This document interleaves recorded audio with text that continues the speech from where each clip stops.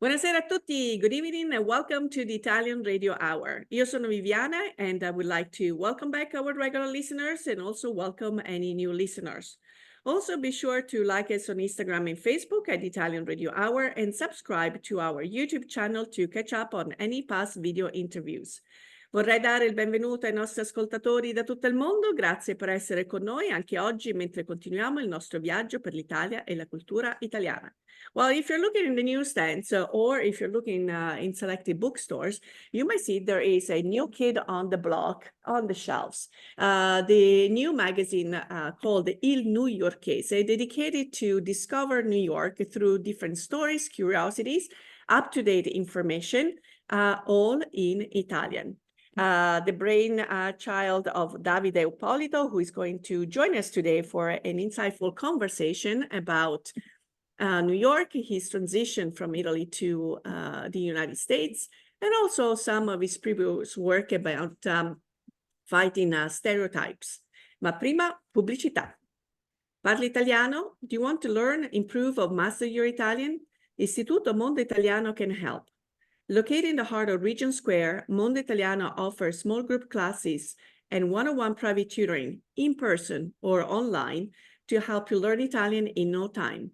Visit us online at istitutomondoitaliano.org. Salve, Davide, benvenuto. Welcome to the program. How are you? Thank you so much. I'm fine. Nice to meet you. Well, this is actually a first introduction to our listeners and viewers, but you and I connected during the NIAF or NIAF gala in Washington, D.C., where I was very, very intrigued by a research that you have conducted, again, to fight some of the stereotypes against Italian Americans. But before we get to that, I would like for you to share a little bit about your background from your still, so to speak, a newcomer. How long have you been in the United States now? Oh, yes, but I'm 40 years old. I'm not so young. I'm moving now in New York with my family after a long career in Italy about an item that I want to explain, study, and this reputation. I talk in Italy and study and have a lot of a book about this, about the item of reputation. And this I also patented, I have also patented about reputation, and these items permitted me to have an O1 visa to move in the United States to improve my research and study and make my activity and here.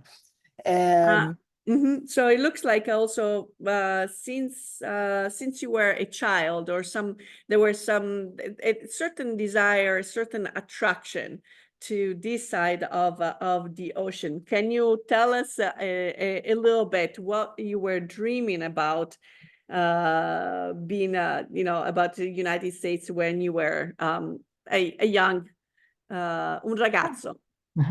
Yeah, but I think that American dreams is in all Italian people, and not only Italian people, all over the world. All the people want to come in United States because probably for the movie, probably for the culture, probably for a lot of things. And I explain all these things in a movie that is available on Amazon Prime Video. It's my movie, is New York Solo Andata. Good to know. New York One Way is available on Amazon Prime all over the world except in the United States, because talk calls about Columbus questions, and this is not like so much for Amazon Prime. But now in a few months we all have a new TV on NewYorkese in United States. I talked after about this project, but the movie was available also on Ciber TV and the NewYorkese TV, but we can talk about this after. And I talk about this in the movie. Over 2 million of people watch this movie on Amazon Prime. And I talk about this, about the dream of United States, and this dream change that begin at the end of 18 from now, because when at the end of 18, the people come United States because are poor, because don't have food, don't have money. And now the people come from Italy not for necessity, but for a dream that exit from the comfort zone. I want to stay exit from the comfort zone. I want to have una sfida, A challenge. You yeah, want challenge with yourself. And this is and you think that you have a lot of opportunity. And now I think that the United States is always the same opportunity that give or more much opportunity of the all the years. Yes, I mean the historical justifications have changed because I mean we can admit that the unification of Italy didn't necessarily create the Italians that conscience of being Italian right off the bat, especially for people in the South. So it was indeed the Great Migration kind of also coincides where these unification came, where this new suit is kind of put on some parts of Italy and, for others to find a better life or a new identity coming to United States or also South America. Now is, it's different, as you said, the level of education of people that move around, and let's not just United States, there are a lot of Italians also migrating to other parts of the world and in Europe. It is indeed kind of the brains, I cervelli. So people with much higher education, masters, PhDs, researchers, and so forth, that maybe find this side of the ocean a slimmer system, maybe a little more meritocracy. I think that has to do a lot with it. Probably also higher salaries, so and that personal satisfaction. So I'm assuming this is indeed what is happening to you, has happened to you, and but this main project, the research that you have started against fighting against stereotypes, the real reputation of Italian Americans. When or how was the idea born? When did you find how did you find the need and necessity to dive into this very interesting theme? Is it before coming to the United States, when you were still in Italy and studying the phenomenon? Tell us a little bit about the genesis of this about this project, this research. Oh yeah, you talk about one of my first challenge that for I come in United States, make the southern questions know to second and third generation of Italian Americans. I observed that when I come in United States for the first Gala NIAF that invited me, not this year, 1 year ago, I have the opportunity to have a reputation research with my company, with my patent, that I talked with the president Allegrini of NIAF, and he said me, it's possible to have a measurement about the challenge of reputation of Italian Americans in the last 30 years. And this is a good challenge for a good study, for understand better all the things about Italian Americans and the culture of Italian Americans culture.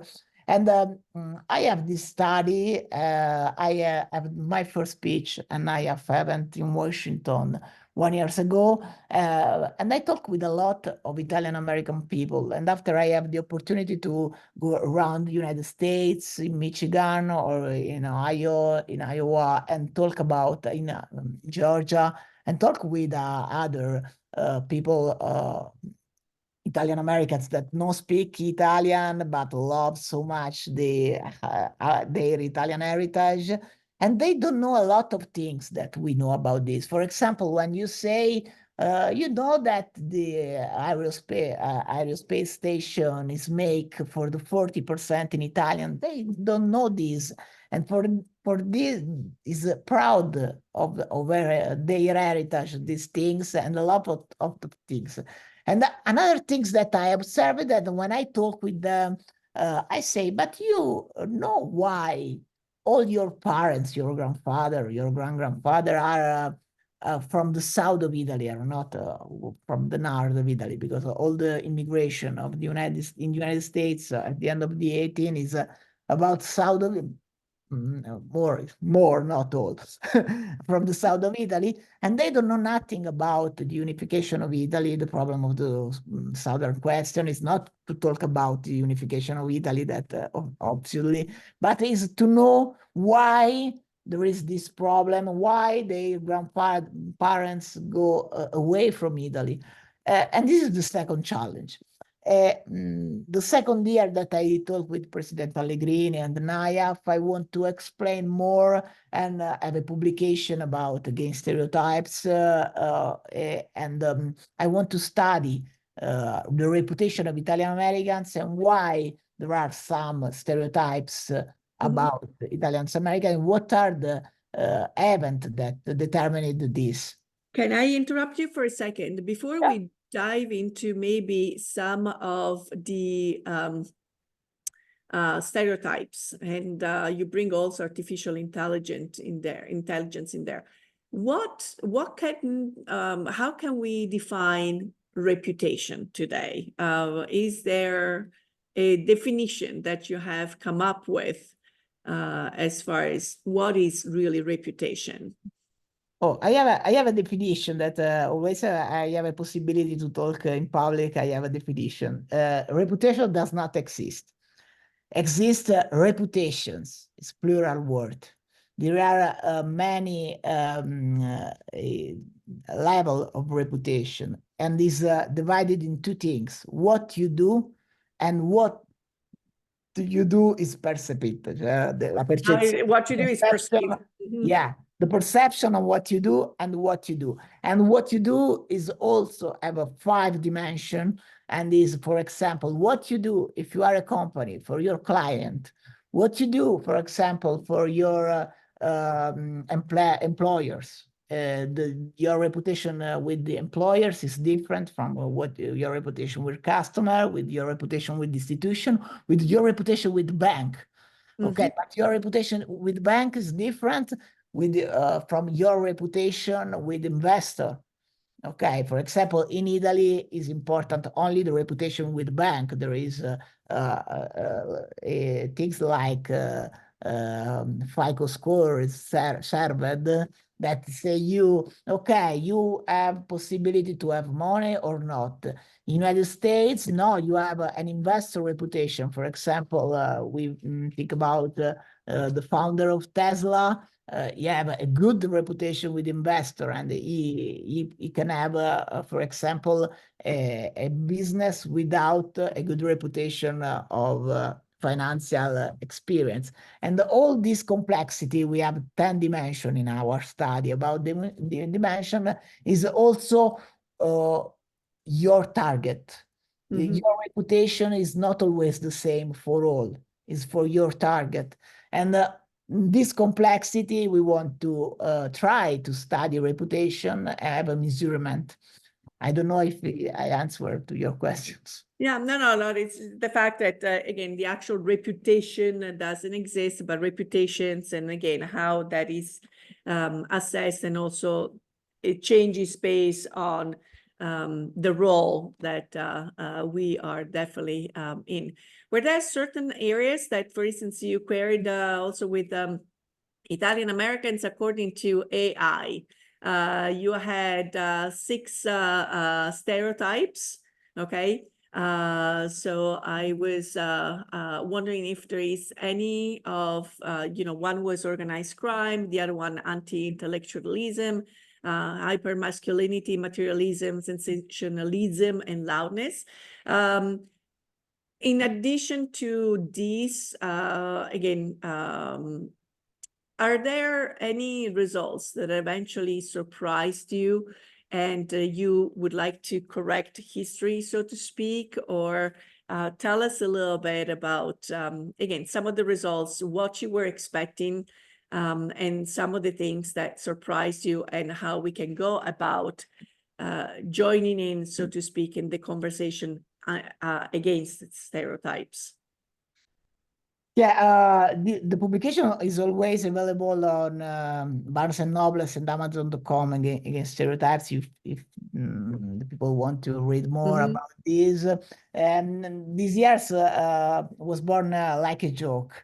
When I have my pitch, I say, oh, President, say me to measure the stereotypes and the reputation of Italian Americans, but I'm Italian, I don't want to work. It's a joke. I go to ChatGPT and I talk with ChatGPT and say me what you think about Italian American, and he respond me with a lot of stereotypes, but say in a word is also stereotypes. Yes, but say these things. And why we have these things? The study want to have two things. The first is why, the reason why you have these stereotypes. The second is that these stereotypes are all false.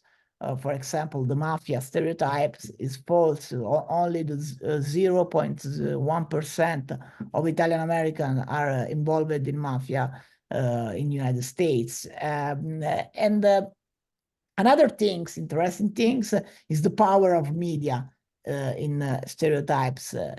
Two things, two big events are impacted in stereotypes about Italian American, and the first is incredible because if you talk about I don't know, Jewish American, you have the Holocaust is the most important event that impact about stereotypes and the reputation of Jewish American. If you talk about African American, there are some historic facts, but if you talk about Italian American, the most important historic fact that impacted on stereotypes is Jersey Shore, yeah, it's a TV program. I never see this, I don't know, but it's the most popular show that impacted badly on reputation of Italian American. And before this, you have a lot of movie, a lot of stereotypes, and this is a big problem because we don't know why. We have a good story about Italian American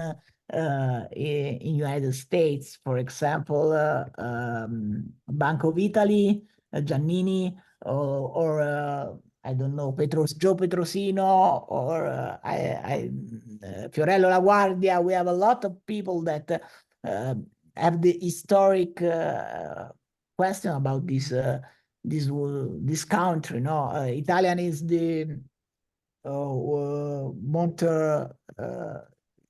Mount Russia. Mount Rushmore, yeah, Luigi del Bianco. Yeah, Luigi del Bianco, Mount Rushmore, yeah. And the historic of Italian Americans is very important. And now we observed that Italian Americans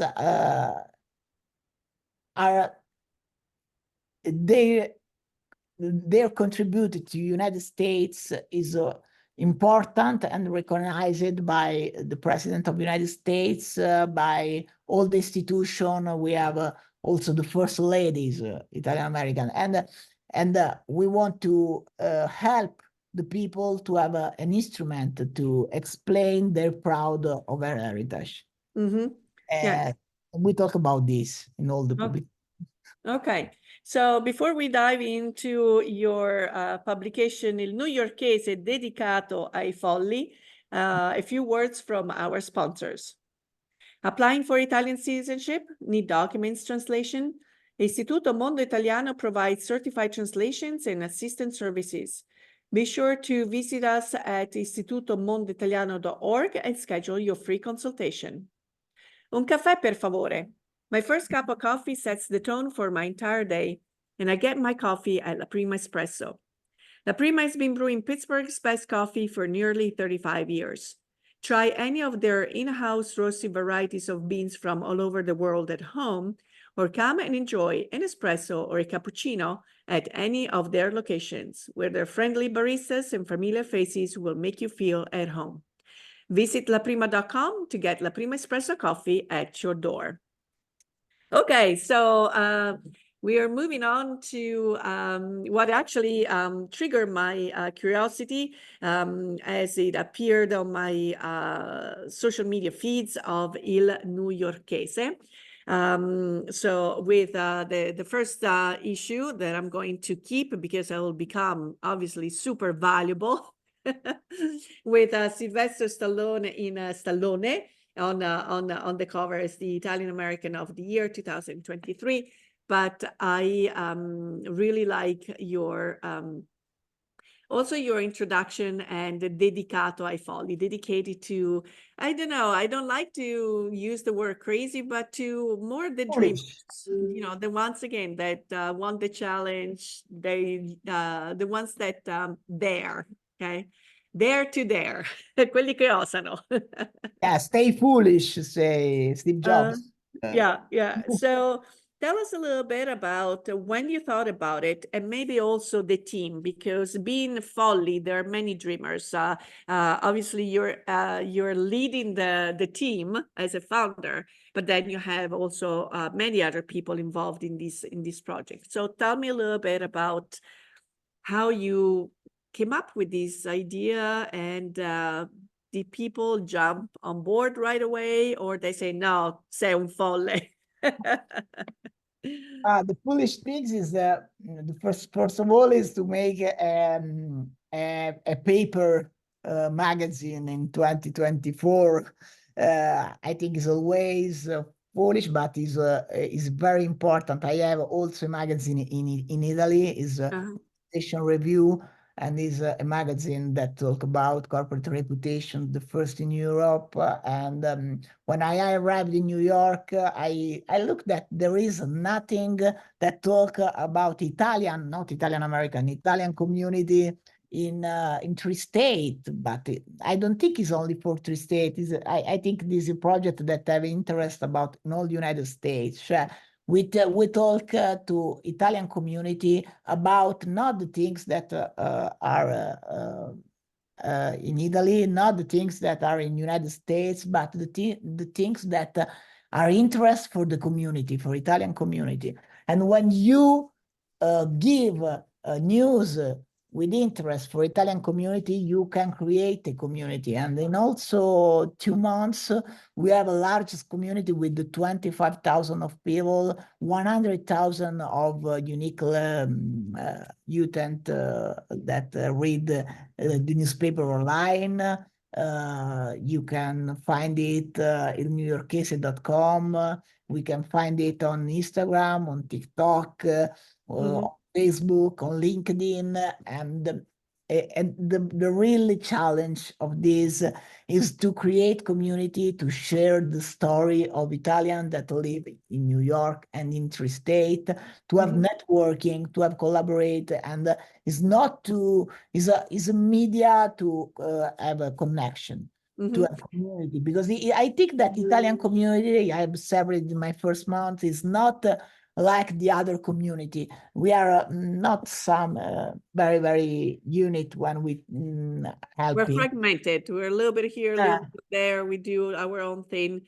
But I have to say, and that's why I was so pleased to get the hard copy, is that when we talk about news, I mean, there is a lot of depth in the articles, because again, this is a tool that to build community, to help the community, but it goes from also finance conversation to real estate, to also, you know, the best 5 coffee shops in New York. So it kind of alternates between articles that you really want to read and the ones that are a little more lighthearted, some of the best shots of New York from maybe hidden corners and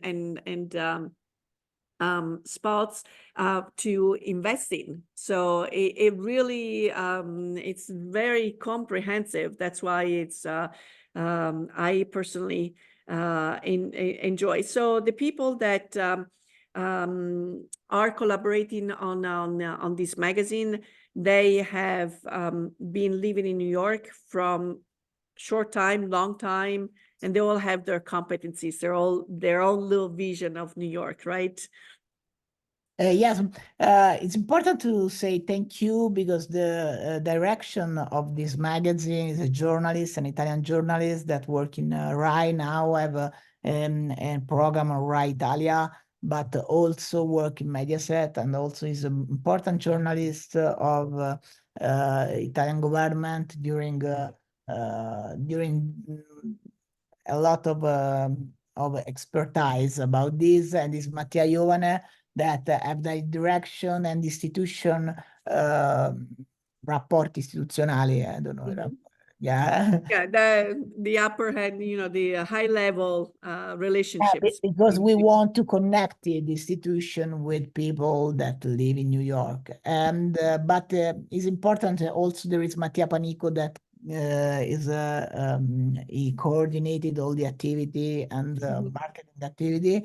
But really a sense of the magazine is all the people that live in New York and want to contribute with an article, with a suggestion, with to know a word difficult to explore. Also, have an house, or rent an house in New York is so difficult, and a lot of things. For example, for me, it's difficult also to understand for health insurance the first time. It's not easy, and if you know that you have a community that helps you, is very good. And we have a lot of I think of interest news, because it's news that you can suggestion, but is also consigli, semplicemente consigli. Yeah, it's like a little tips, little pieces of advice here and there. And so, yeah, which is indeed, when people come here, they think, again, it's all easy. You come to America, but there are a lot of logistics factors that, again, especially if there is a whole family moving, maybe there is one of the two spouses that might be the one with the visa, so kind of already he or she is going to dive in their new work life. And then there is the spouse with the children that has to figure out how this new world is all about. And sometimes there is also the language barrier.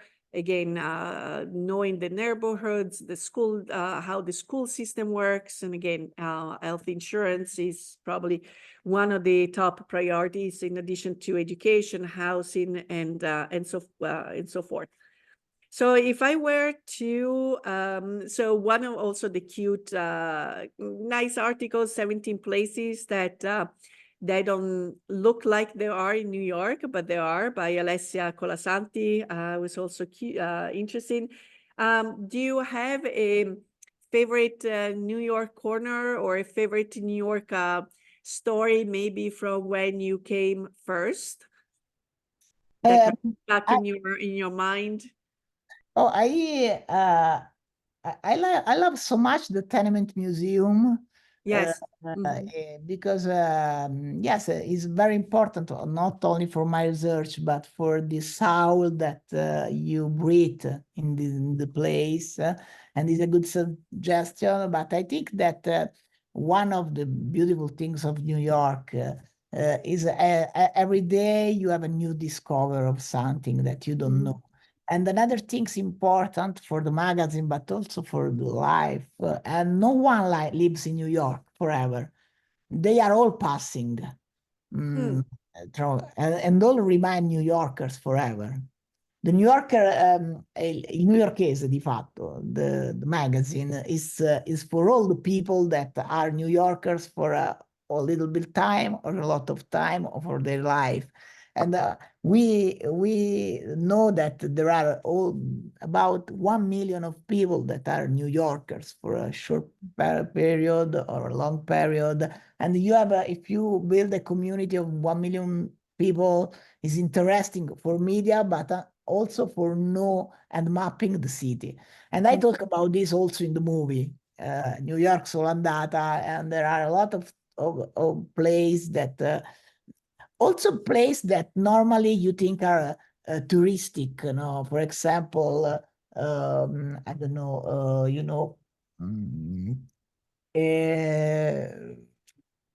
Ellis Island, for example. Mhm.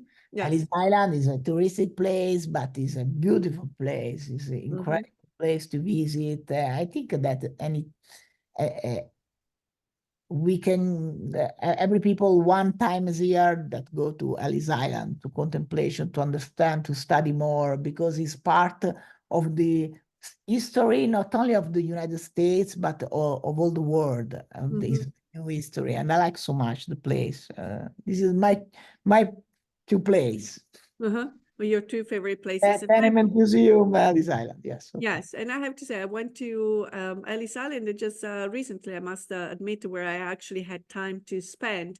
And it was a very informative experience. And again, if you look at the pictures and you look at the museum, especially the downstairs where they have, when people came off the boat, all the medical examinations, isolations, mental, treatment. It was kind of, you can feel the harshness of what that experience might have been on a journey that was already very dangerous by itself, with all these people packed for so long in one vessel. Another little question before we conclude our interview. What age, how old were you have two children, right? Yes. Okay. How old were they when they came, and how old are they now? I arrived it's only 1 year that I arrived there. Fresco, fresco. So fresh. So if I were to interview them, okay, what would be their feedback on this move? Were they a little concerned when they left Italy? Were they super excited? Did they go through excitement and then kind of go down? And so, can you, from a child perspective, can you share a little bit about their journey? I was a little worried when I decided to move in United States, because my daughters are not so big but not so young. They are 11 and medium school, sixth grade, and 9 years old. And I interrupted the elementary process with their best friends, with their life, with their grandfather, grandmother, their family. But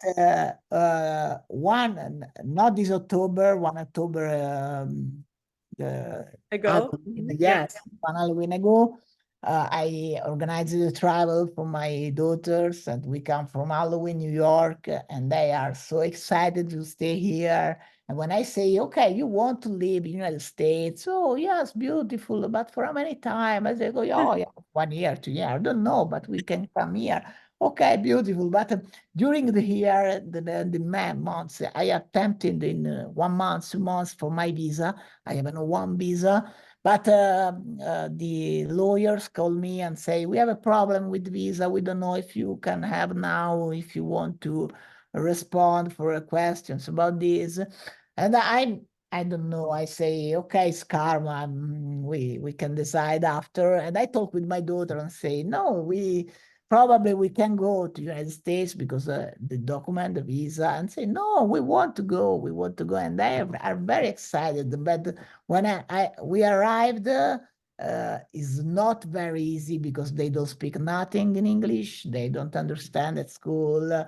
And they are a good student in Italy. And for example, my little daughters, my 9 years old, is the first of her class, but arrived there, don't understand nothing, and for her it's so difficult. But now they have friends, they have Italian friends. There are a lot of Italian in New York. There are more people from Napoli, New York, that in Rome that I lived before here. And now they are so excited. We want to establish our family here now, with all the document is always difficult, green card, all the things, but we want to stay, and we loved so much to stay in the United States. Okay. So let's just remind our viewers and listeners how they can get Il NewYorkese and how often, how to follow you on the different social media platforms for any daily content. And yes, how often it comes out in the printed version. Oh, yes. Il NewYorkese is available on Instagram at Il NewYorkese, on Facebook at Il NewYorkese, and on LinkedIn at Il NewYorkese. Is also available on TikTok. I don't have TikTok, but I know that is at Il NewYorkese. And you can buy your paper version on Amazon.com, Walmart, Barnes & Nobles, and Rizzoli in New York. Mm-hmm. But Barnes & Nobles, Amazon.com, and Walmart have distribution in all over the United States. It's not one day for have the newspaper, sometimes 3 days, 4 days, but they have a distribution over the United States. And if you want a copy, you can also follow me. I am David Ippolito on Instagram. I respond to all the people that write me. And if you want a copy, I send you, and it's an honor for me to give this gift. And yes, I will follow the NewYorkese, and if you want to see the movie on Amazon Prime, New York Solo Andata, I send you a link, a private link to look. Yes, it's this.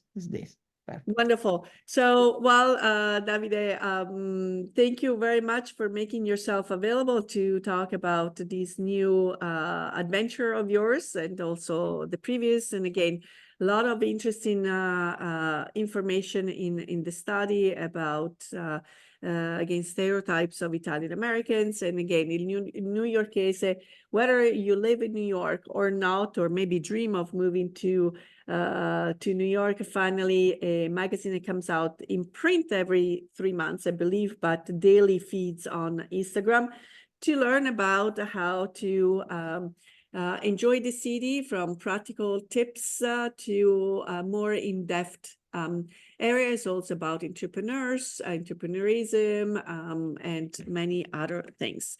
Well, unfortunately, our time together is up. Il Big Ben ha detto stop. It is time for us to say arrivederci alla prossima. We want to thank you for tuning in into the program.